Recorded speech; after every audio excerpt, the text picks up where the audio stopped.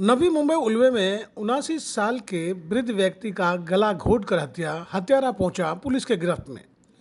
नवी मुंबई उल्वे में एक अज्ञात व्यक्ति की लाश सुनसान इलाके में मिलने से सनसनी फैल गई, जिसके बाद एनआरआई पुलिस ने तहकीकात शुरू किए। तब जाकर ज्ञात हुआ मृतक कोई और नहीं बल्कि शाम सेठ नाइक है, जिसके गुम होने की शिकायत एनआरआई पुलिस थाने में 30 तारीख को दर्ज की गई थी।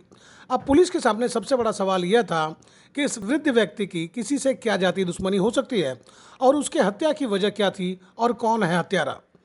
जब इन सब सवालों के जवाब को हल करने में एनआरआई पुलिस लगी हुई थी, तब सीसीटीवी फुटेज खंगाले गए और लोगों से पूछताछ की गई। तब शक की सुइयां एक युवक पर जाकर रुकी, जिसके बाद पुलिस समय न गंवाते हुए आरोपी को धर दबोचे। पूछताछ की गई, जिसमें आरोपी अपने आप को निर्दोष बताता रहा, लेकिन पुलिस को इन बातों का ज्ञान हो गया था कि कातिल कौन है। पर अमूमन देखा यह जाता है कि हर व्यक्ति पुलिस के चंगुल से बचने के लिए तमाम हथकंडे अपनाते हैं, जिससे ज़्यादातर पुलिस वाकिफ़ हो चुके हैं। यही वजह है कि आरोपी ज़्यादा पुलिस को गुमराह नहीं कर सका और अंत में उसने अपना गुनाह कबूल कर लिया। लेकिन हत्या की जो वजह सामने आई, जिसे सुनकर पुलिस भी सुन रह गई, पूछताछ में जो कहानी सामने आई है उसे सुनकर आपको भी हैरत होगी। नवी मुंबई उल्वे में एक 33 वर्षीय व्यक्ति जो राजस्थान से मुंबई आकर अपना छोटा सा दुकान चला रहा था, लेकिन हालात ऐसे बदले कि उसे कातिल बन जाना पड़ा। जी हाँ, मोहनलाल चौधरी जिस व्यक्ति से कैरोसिन खरीद कर बेचता था, उस व्यक्ति की नीयत उसके पत्नी पर खराब हो गई थी और वह मोहन को बार बार यही कहता कि मैं तुमको रुपया देता हूँ, तुम अपनी पत्नी को कुछ पल के लिए मेरे पास भेज दो। यही बात मोहन के आत्मा को झकझोर देती थी।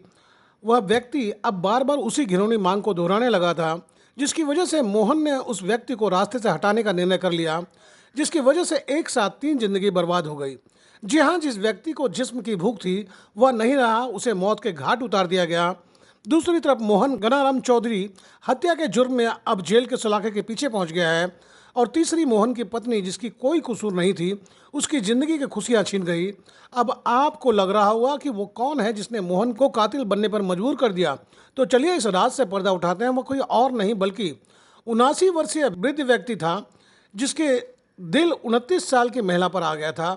वह हर हाल में किसी भी कीमत पर मोहन की धर्मपत्नी का शारीरिक सुख भोगना चाहता था। यही वजह थी कि एक पति को उसकी पत्नी की कीमत देने की बात की जा रही थी, जो काबिले बर्दाश्त नहीं था और शारीरिक सुख भोगने की मंशा शाम नाइक को मौत के मुहाने ले गई।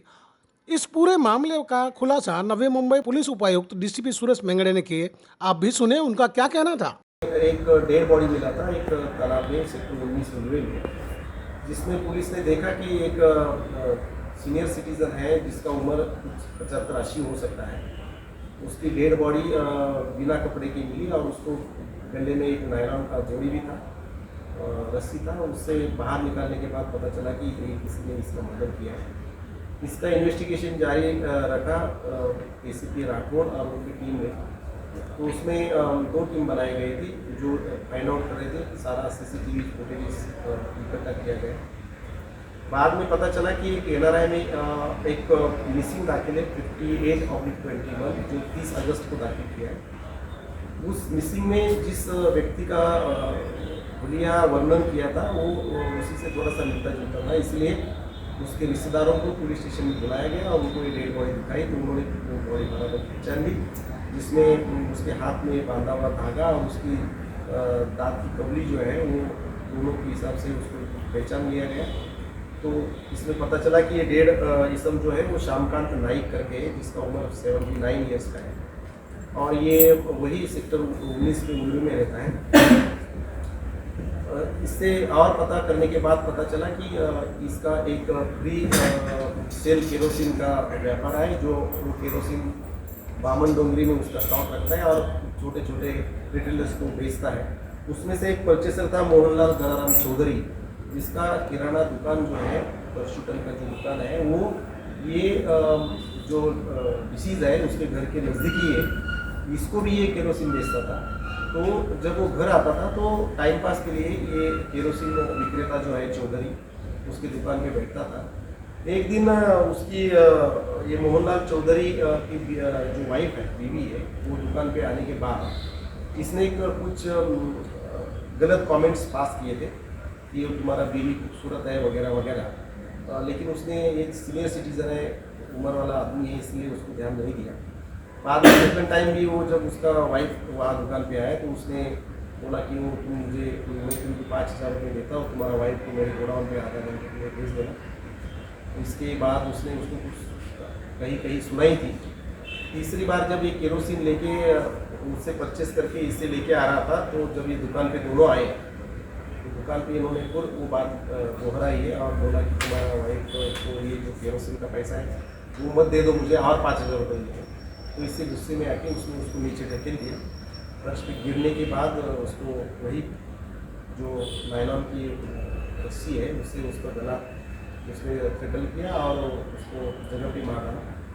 बाद में उसने उसका डेड बॉडी उसके बाथरूम में जो अंदर की तरफ है वो बाथरूम में पूरा दिन और रात दूसरे दिन पूरा दिन उसने उसको छुपाया रखा और बाद में उसको गाड़ी पे लेके जाके 100 मीटर दूर जो छोटा सा तालाब है उस तालाब में उसके कपड़े निकाल के उसको फेंक दिया था। एक्यूज ने उसका ऑफेंस कबूल किया है और जो रीज़न अभी मैंने बताया उस रीज़न से गुस्से में आके उसने उसका मर्डर किया है। अभी इसके सिवा इसके में और कुछ रीजंस है या कोई कारण है, इसका investigation senior inspector Ravindra Patil और उनका टीम कर रहा है। सर, इस तरह की जानकारी मिली है कि उस बूढ़े की पहचान छुपाने के लिए उसके चेहरे पे वार किया गया था, इस तरह की कोई बात थी क्या? वार में उसका स्ट्रैंगुलेशन किया गया था और उसके कपड़े निकाल के रखे। जी, बुरे काम का बुरा नतीजा ही निकलता है, इसलिए हम भी यही कहना चाहेंगे, सही राहों का चुनाव करें ताकि मुश्किलों से रूबरू ना होना पड़े।